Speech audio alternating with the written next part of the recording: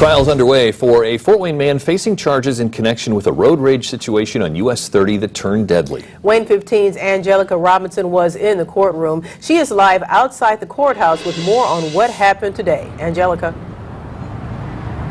The prosecution argues that Brandon Cook beat the life out of 60-year-old Orlando Fernandez in a fit of rage. Today, several witnesses took the stand, including two men who called 911 after seeing the fight. But perhaps the most compelling evidence that was presented in court today was the 911 call made by Fernandez himself. Cook and Fernandez were reportedly driving on US 30 near the 33 interchange. Witnesses told police that the confrontation began when the driver of a black Mustang wouldn't let the driver of a gold pickup truck merge.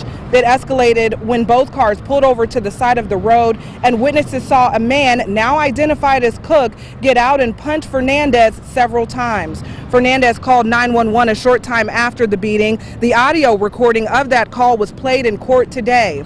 Several of Fernandez's family members had to leave during that time, many overwhelmed with emotion, listening to what would likely be Fernandez's final words. He told the operator about the altercation and said that he was having chest pains. He also said he had a heart condition. Minutes into the call, he could be heard saying, "Please hurry."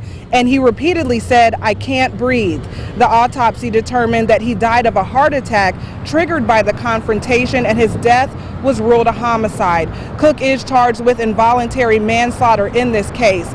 Coming up tonight at 6, I'll have more from witnesses and their testimonies tonight that took the stand. Reporting live at the courthouse, Angelica Robinson, WANE 15 News.